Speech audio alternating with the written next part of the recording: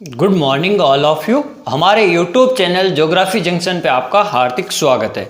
आज हम बात करने वाले हैं विश्व स्तर पर जो परिवहन व्यवस्था है, यानी विश्व स्तर पर जो परिवहन व्यवस्था है उसके किस प्रकार से जो परिवहन का प्रकार है या परिवहन का किस प्रकार से महत्व है, या अपन बात करेंगे कि कौन कौन से जो परिवहन के जो साधन है जिनके द्वारा अपन परिवहन कर सकते हैं, यानी अपन एक स्थान से दूसरे स्थान पर जा सकते हैं।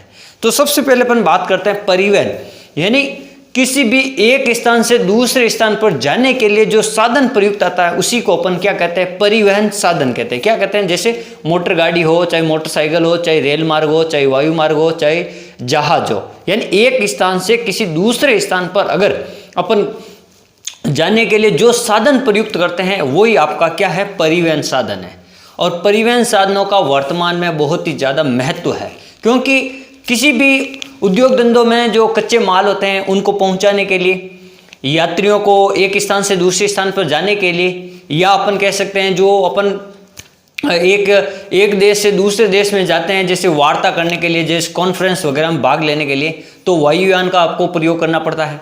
तो यानी परिवहन के साधनों के बगैर मानव का जीवन है जो एक अधूरा सा है। जैसे अभी अपन बात करते हैं वर्तमान युग में जैसे डिजिटल इंडिया चल रहा है, तो यहाँ अभी फ़ोन के बगैर, यानी जो स्मार्टफोन होते हैं उसके बगैर आपका जीवन क्या अभी अधूरा है।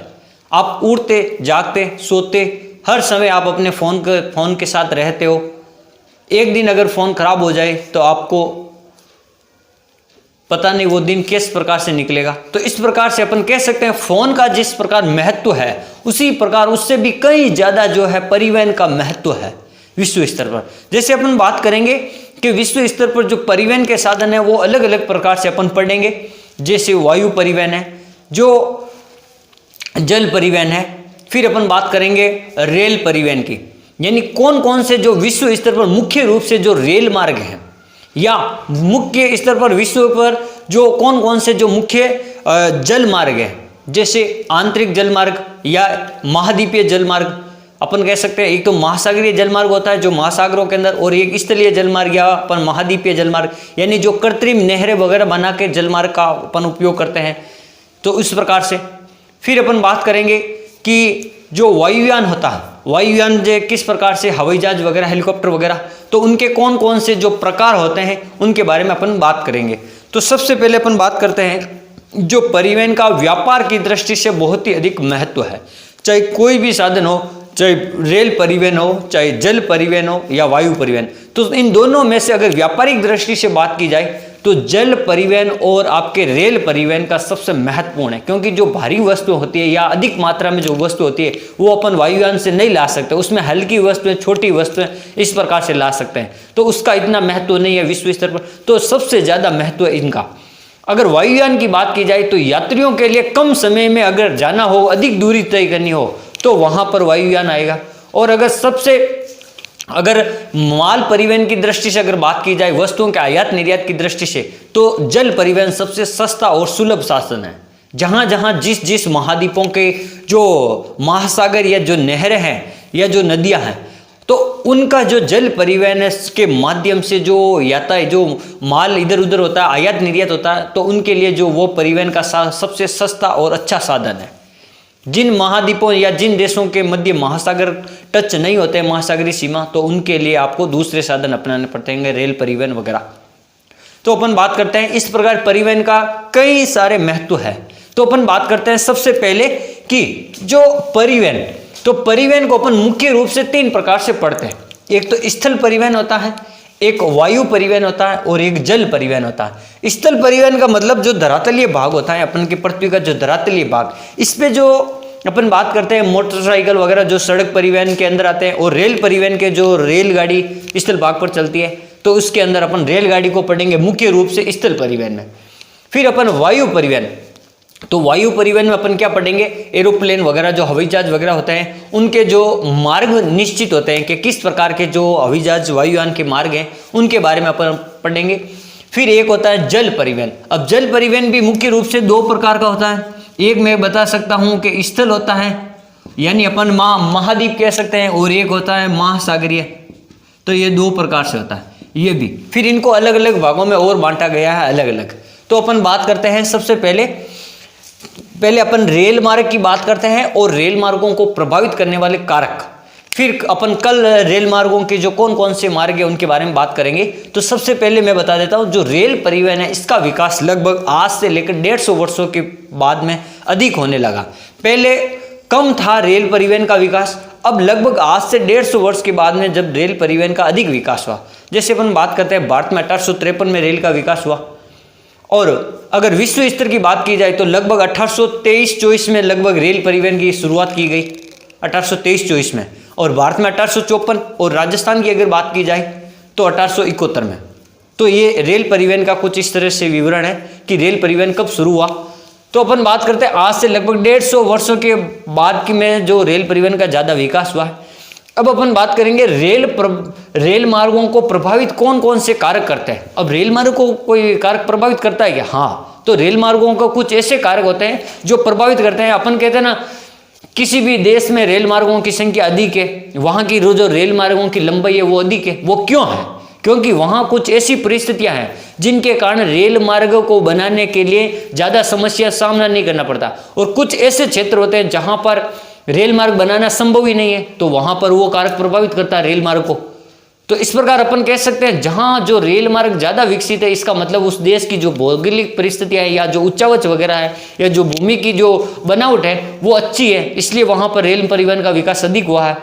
तो सबसे पहले अपन बात करते हैं 2-4 कारक के बारे में, ताकि आपको पता चल सके कि रेल मार्ग को कौन कौन से कारक प्रभावित करते हैं। यानी रेल मार्ग वहां बना है तो वो क्यों बना है, नहीं बना है तो क्यों नहीं बना। तो उसके लिए कुछ ऐसी परिस्थितियां होती है जो प्रभावित करती है। जैसे अपन बात करते हैं सबसे पहले जनसंख्या। अगर किसी भी देश की या महाद्वीप की या महाद्वीप की या अपन कह सकते हैं वहां की अगर जनसंख्या अधिक है तो वह रेल परिवहन का मार्ग सबसे पहले वहां रेल परिवहन होगा, क्योंकि वहां जनसंख्या अधिक, इसके प्रभाव को यातायात को प्रभावित करने के लिए सबसे महत्वपूर्ण है रेल परिवहन। अपन अगर रेल परिवहन अधिक जनसंख्या होगी तो वहां रेल परिवहन होगा। अगर रेल परिवहन को क्यों फायदा होगा? क्योंकि अगर कम जनसंख्या है तो जो रेल परिवहन में है जो यातायात करने वाले जो यात्रियों की संख्या कम रहेगी तो रेल को घाटा होगा, इसलिए वहां पर कम लगाएंगे। और जहां जनसंख्या ज्यादा है तो वहां पर जो रेल मार्गों का है जो या रेल परिवहन के साधनों का जो अधिक से अधिक वहां पर उपयोग होगा, तो वहां पर जो रेल मार्ग अधिक ज्यादा विकसित होंगे। जैसे अपन बात करते हैं विकासशील देश और विकसित देश, तो विकासशील देशों में लगभग जनसंख्या अधिक है, तो भारत में लगभग दूसरे या तीसरे नंबर पर अपन भारत में रेल मार्गों की बात की जाए तो विश्व का लगभग दूसरा या तीसरे नंबर भारत का था जहां रेल मार्गों का इतना अधिक विकास हुआ, क्योंकि जनसंख्या अधिक है। तो जो रेलगाड़ी में सफर करने वाले लोगों की संख्या अधिक है, जिससे भारत की जो अर्थव्यवस्था है उसका जो मुख्य आधार एक रेल परिवहन भी है। तो यहाँ पर रेल परिवहन का विकास हुआ। यानी जो जनसंख्या है, जहाँ पर अधिक जनसंख्या वहाँ रेल मार्गों की संख्या अधिक होगी, जहाँ कम जनसंख्या है तो वहाँ रेल मार्गों की जनसंख्या जो रेल मार्गों की लंबाई है या रेल मार्गों की संख्या है वो कम होगी। ये एक सबसे पहला कारण जनसंख्या प्रभावित करता है। दूसरा, प्राकृतिक संसाधन। अब जैसे किसी भी क्षेत्र में मान लो कोई देश है, उस देश के किसी भी एक हिस्से में रेल मार्ग ज्यादा विकसित है। जैसे अपन उत्तरी अमेरिका यूएसए की बात की जाए तो उसके दक्षिण जो उत्तर पूर्वी या दक्षिण पूर्वी क्षेत्र है वहां पर ज्यादा रेल मार्ग है। क्यों? क्योंकि वहां पर जो खनिज ज्यादा है, तो खनिजों को लाने ले जाने के लिए जो मालगाड़ियां वगैरह ज्यादा चाहिए होगी, तो वहां पर जो रेल मार्ग है अगर खनिज है तो वहां पर जनसंख्या भी अधिक होगी, क्योंकि वहां खनिजों का खनन करने के लिए जो जनसंख्या रहती है वहां उद्योग धंधे भी अधिक होंगे। अगर उद्योग धंधे सब वगैरह अधिक है, खनिज भी अधिक है, उद्योग धंधे भी अधिक है, तो वह जनसंख्या भी अधिक होगी। जनसंख्या अधिक होगी तो वह रेल मार्गों का विकास सबसे अधिक होगा। तो दूसरा कारक कौन सा प्रभावित करता? वहां पर प्राकृतिक खनिज संसाधनों की जो वृद्धि, वहां कितने प्राकृतिक संसाधन है, किस देश में किस क्षेत्र में कितना है, तो वह रेल मार्गों को प्रभावित करता है। अगर ज्यादा है तो वहां रेलगाड़ियों की संख्या अधिक होगी, अगर कम है तो वह रेलगाड़ियों की संख्या कम होगी। तो इस प्रकार प्राकृतिक खनिजों को लाने ले जाने के लिए जो रेल मार्ग चाहिए होते हैं या जो परिवहन के साधन चाहिए होते हैं तो वो उनके ऊपर भी प्रभावित करता है। तीसरी बात, भूमि की संरचना है, ऊंचावच। जैसे अपन बात करते हैं कहीं पर खनिज तो बहुत ज़्यादा है, लेकिन वहाँ की जो भूमि है, पहाड़ी क्षेत्र है या पर्वतीय क्षेत्र है, तो वहाँ पर रेल मार्गों का विकास नहीं हो सकता। तो इस प्रकार जो भूमि की जो बनावट है या जो भूमि के ऊंचावच है या जो भूमि का जो बाहरी स्वरूप है, उसके आधार पर भी रेल परिवहन को प्रभावित करता है। अगर जैसे अपन बात की जाए, जैसे मैं आपको शॉर्ट में बता दूं, जैसे राजस्थान की बात की जाए तो जैसे जयपुर है, जोधपुर है, या बड़े बड़े नगरों में बहुत ज़्यादा रेल मार्ग है। अगर राजसमंद, प्रतापगढ़ में वहाँ रेल मार्गों की संख्या कम है, या कहीं जिला मुख्यालयों पे है ही नहीं, तो क्यों नहीं है? क्योंकि वहाँ पर पहाड़ी क्षेत्र है, वहाँ पर रेल के जो पटरियाँ बिछाने के लिए समतल जगह नहीं है। तो जो भौगोलिक परिस्थितियाँ होती है वो भी रेल मार्ग को प्रभावित करती है।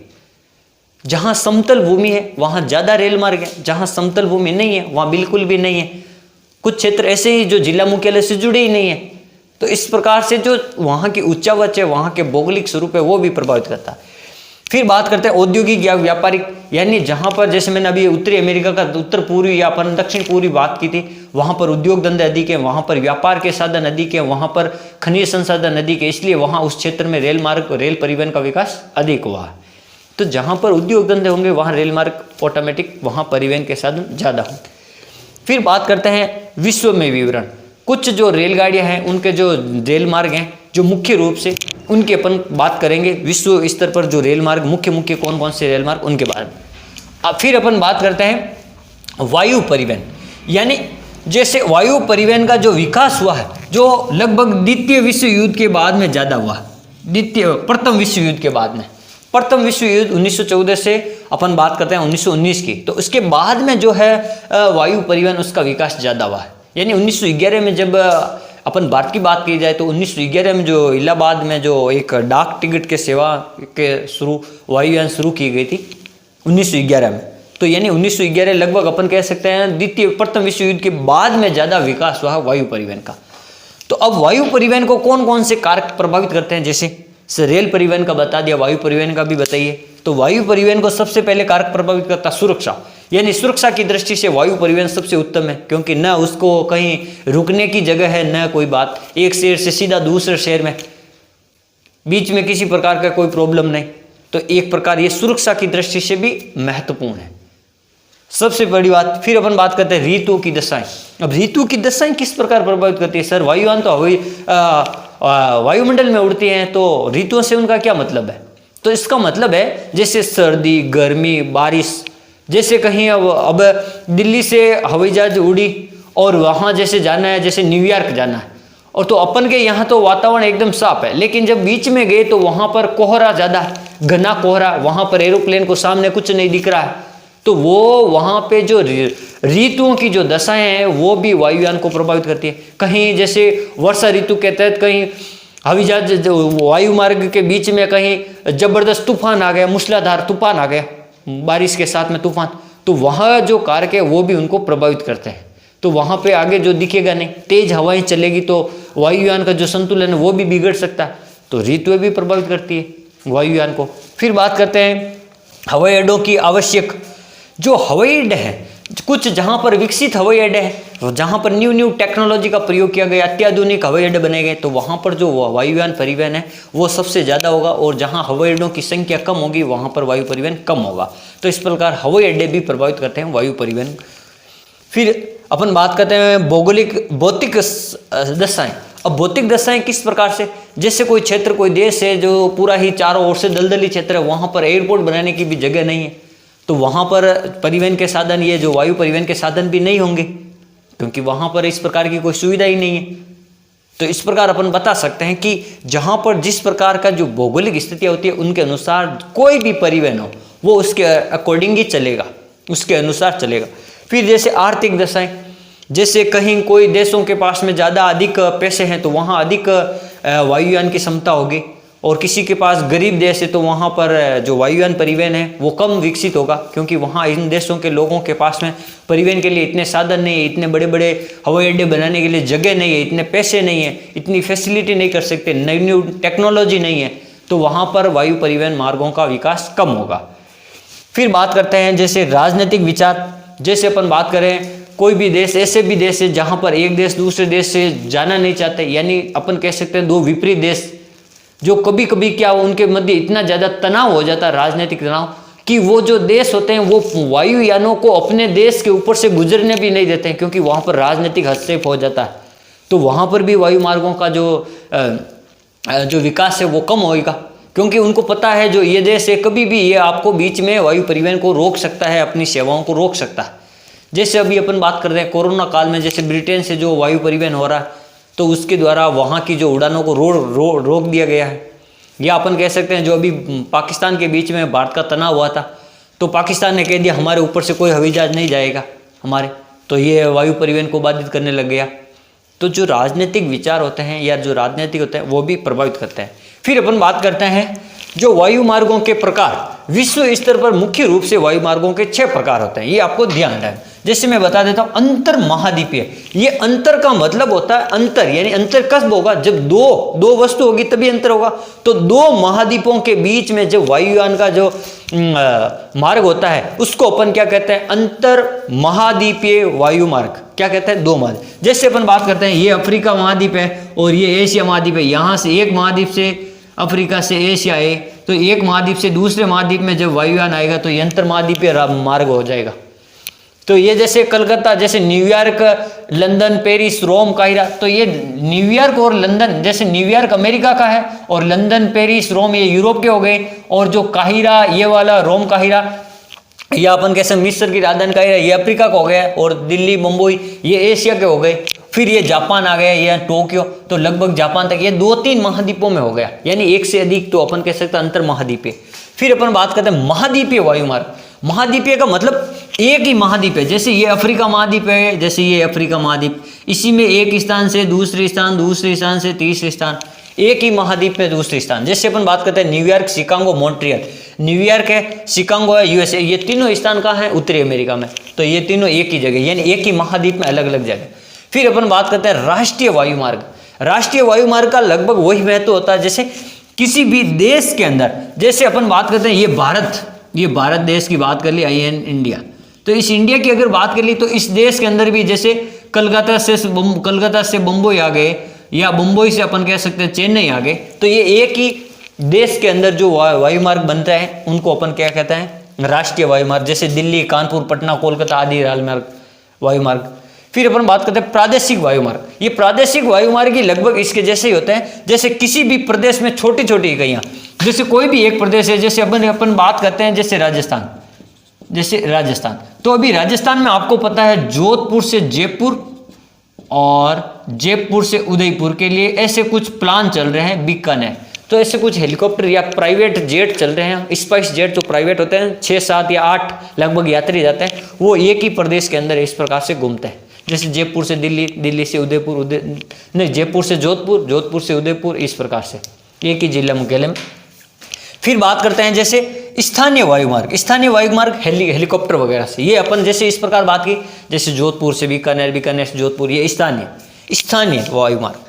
फिर अपन बात करते हैं छठा वायु मार्ग होता है सैनिक या युद्ध नीतिक तथा राजनीतिक महत्व के लिए उन वायु मार्गों का अपन उपयोग करते हैं। जैसे कोई युद्ध छिड़ गया उस समय जो वायु मार्ग अपन काम में लेंगे वो वाला, जैसे कोई राजनीतिक विचार, तो उनके समय जो सैनिक को द्वारा या जो युद्ध के समय जो परिस्थितियां होती है उनके द्वारा लगभग इनमें से कोई भी अपन राजमार्ग को काम में ले सकते हैं। सभी प्रकार की विभिन्न प्रकार की दूरियों के सभी राजमार्ग को अपन इसमें सम्मिलित करते हैं।